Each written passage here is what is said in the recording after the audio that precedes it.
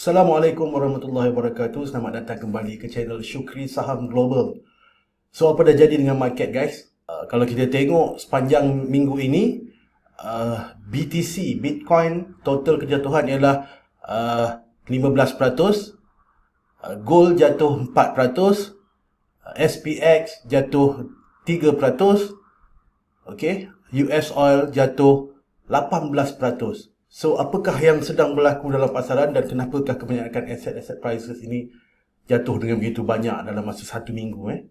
Okey, kejatuhan yang agak kuat dalam minggu ini ialah disebabkan beberapa perkembangan yang negatif untuk pasaran. So, saya akan explain, saya akan huraikan apakah faktor-faktor itu supaya kita lebih bersedia dengan kemungkinan yang akan berlaku pada minggu hadapan dan seterusnya.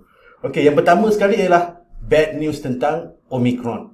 Okay, Omicron ini semakin merebak. Di banyak negara sudah pun melaporkan Omicron dan kemudian Omicron juga telah menyebabkan certain country lebih strict dengan lockdown dan vaccination yang lebih ketat terutamanya di Europe dan di Australia, New Zealand dan banyak negara-negara yang telah mengetatkan pintu sempadan dia akibat daripada Omicron ini. Jadi ini telah memberi gambaran bahawa kita akan menghadapi lebih banyak kekangan dalam aktiviti harian yang terus menyebabkan market begitu nervous. So itu yang pertama ialah berita tentang perkembangan Omicron.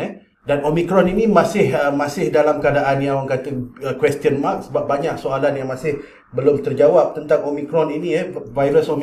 Varian Omicron ini sama ada vaksin yang kita ada mencukupi untuk antibody kita melawan Omicron ataupun memang totally perlukan vaccination baru yang boleh melawan Omicron. So sehingga setakat ini Omicron ini masih menjadi question mark dan mungkin kita perlu masa dalam seminggu dua lagi untuk mendapat laporan-laporan daripada WHO dan pengeluar-pengeluar vaksin. Alright, so itu yang pertama tentang Omicron yang telah memberikan kesan negatif begitu kuat dalam pasaran. Dan kemudian yang kedua ialah tentang non-farm payroll NFP pada Jumaat.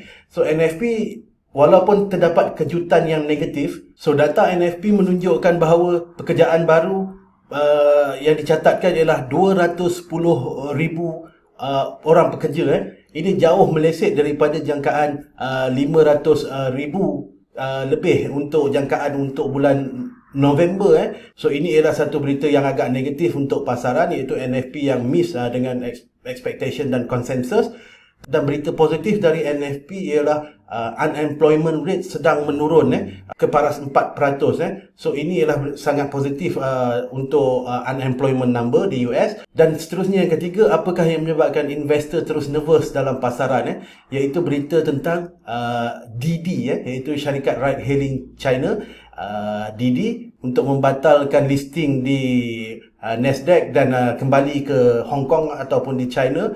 Jadi ini ialah berita yang agak strong juga dalam pasaran, yang mana kemungkinan bukan sahaja Didi sahaja yang akan membatalkan, sebab investor mula tengok apakah company-company lain, especially yang ADR, sama ada akan mengikut langkah yang sama, iaitu kita ada Baba, Alibaba, kita ada Pinduoduo, kita ada JD.com, Neo, Xpeng yang mungkin juga akan menyah senaraikan saham mereka dari US dan kembali kepada China akibat daripada tekanan daripada Chinese government itu sendiri. So ini juga telah menyebabkan market yang begitu nervous dalam pasaran. Dan seterusnya yang lebih besar sekali ialah tentang iaitu peranan the Fed, Central Bank US, dilihat semakin hawkish dan mungkin akan melaksanakan polisi tightening yang lebih kuat disebabkan oleh angka inflasi.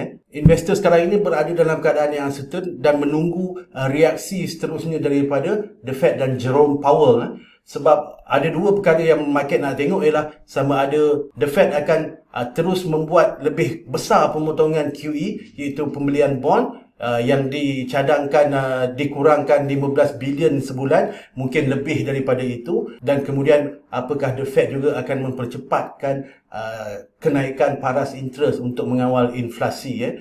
So the Fed sebenarnya berada dalam keadaan yang agak terikat dan sekiranya the Fed mempercepatkan kenaikan paras interest ini seakan-akan seperti menekan brake emergency, memperlahankan aktiviti ekonomi yang mungkin boleh menyebabkan recession, sekiranya kenaikan interest rate ini dibuat dengan segera. Jadi Federal Reserve sebenarnya agak berada dalam keadaan yang mungkin terikat, sebab nak kata ekonomi ini baik sangat pun belum lagi. Jadi inilah yang berlaku sekarang ini. Market menunggu reaksi dan apakah action seterusnya daripada Federal Reserve, especially dalam pembelian bond dan juga penetapan kadar interest. Jadi apa yang boleh kita simpulkan daripada perkembangan semasa ini, market sedang berada dalam keadaan risk off ataupun risk aversion. So meaning safe haven akan lebih mendapat perhatian berbanding dengan risky asset seperti commodities, Bitcoin, gold, stocks, akan menjadi lebih negatif, dan aset-aset yang berupa safe haven seperti US dollar, Japanese yen, bond akan lebih mendapat permintaan, sebab kebanyakan big investor akan start dumping risk asset ini. Flow of capital akan bergerak kepada safe haven seperti yang saya mention tadi, sama ada dalam dolar, Japanese yen, ataupun pasaran bond. So ini ialah dinamik yang sedang berlaku di dalam pasaran. So as an investor, kalau kita mempunyai pandangan jangka panjang,